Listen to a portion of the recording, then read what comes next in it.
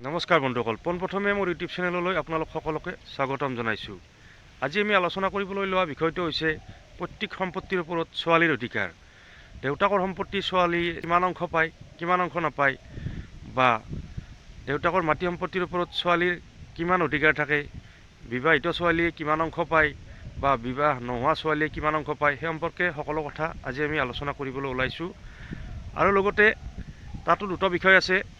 হিন্দু ধৰ্মৰ ছোৱালীৰ পৈতৃক সম্পত্তিৰ ওপৰত কিমান অধিকাৰ থাকে আৰু মুছলিম ধৰ্মৰ ছোৱালীৰ পৈতৃক সম্পত্তিৰ ওপৰত কিমান অধিকাৰ থাকে, এই সম্পৰ্কে সকলো কথা আজি আমি চালি জাৰি আলোচনা কৰিবলৈ যত্ন কৰিম আইনৰ দৃষ্টিৰে। গতিকে যদিহে মোৰ এই ভিডিঅ'টো আপোনালোকে ভাল পায় তেতিয়াহ'লে লাইক, কমেণ্ট আৰু শ্বেয়াৰ কৰি দিবলৈ নাপাহৰিব। আৰু পৰৱৰ্তী সময়তো এনেকুৱা ধৰণৰ মাটি বাৰী সম্পৰ্কীয় বিষয়ৰ ওপৰত ভিডিঅ' পাই থাকিবৰ কাৰণে চেনেলটো ছাবস্ক্ৰাইব কৰি ওচৰতে থকা বেল আইকনটো অন কৰি অল কৰি থ'বলৈ নাপাহৰিব।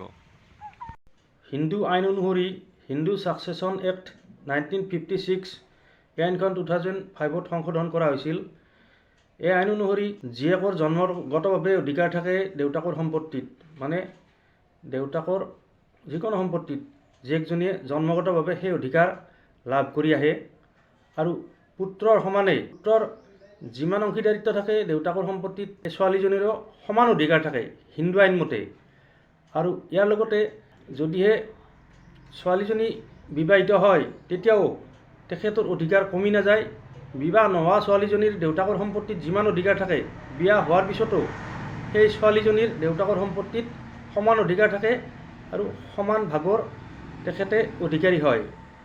অন্য এটা পইণ্ট মন কৰিবলগীয়া, যদিহে কোনো ইচ্ছাপত্ৰ নাথাকে বা দেউতাকে তেখেতৰ সম্পত্তি উইল কৰি নাযায়, উইল কৰি গ'লে ইয়াৰ অংশটো হয়তো বেলেগ হ'ব পাৰে।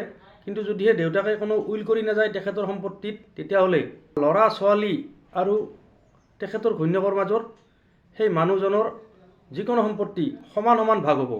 তাৰ পৰা আমি এটা কথাই গম পালোঁ যে হিন্দু আইন অনুসৰি ল'ৰা আৰু ছোৱালীৰ মাজত কোনো প্ৰভেদ নাই। দেউতাকৰ সকলো ধৰণৰ সম্পত্তিৰ ল'ৰা আৰু ছোৱালীৰ মাজত সমান অধিকাৰ থাকে আৰু সমানে তেখেতসকলে ভাগ বিচাৰিব পাৰে। যদিহে কোনোবা ছোৱালীয়ে তেখেতে দেউতাকৰ সম্পত্তিৰ পৰা বঞ্চিত হয়, অধিকাৰৰ পৰা বঞ্চিত হয়, তেতিয়াহ'লে সেই ছোৱালীজনীয়ে তেখেতৰ অধিকাৰৰ কাৰণে আইনৰ কাষ চাপিব পাৰে আৰু আইনৰ সহায় লৈ তেখেতৰ অধিকাৰ বা দেউতাকৰ সম্পত্তিৰ অংশীদাৰিত্বৰ দাবী কৰিব পাৰে। মুছলিম আইনমতে মুছলিম ছোৱালী আৰু হিন্দু ছোৱালীৰ দেউতাকৰ সম্পত্তি বা পৈতৃক সম্পত্তিৰ অধিকাৰৰ ওপৰত কিছু পাৰ্থক্য আছে।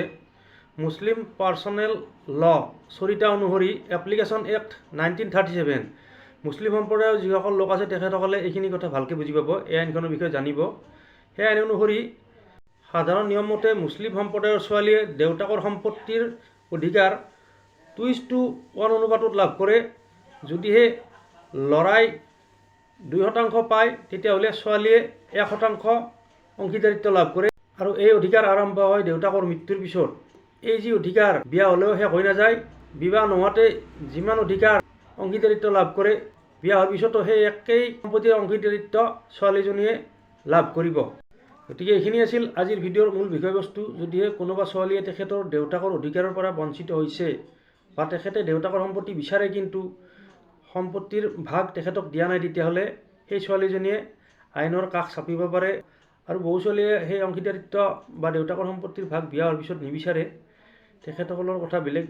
যদিহে কোনোবাই বিচাৰে তেতিয়াহ'লে তেখেতসকলৰ অংশীদাৰিত্ব দাবী কৰিব পাৰিব। পুনৰ লগ পাম নতুন এটা বিষয় লৈ, নতুন এটা ভিডিঅ'ৰ সৈতে। ধন্যবাদ।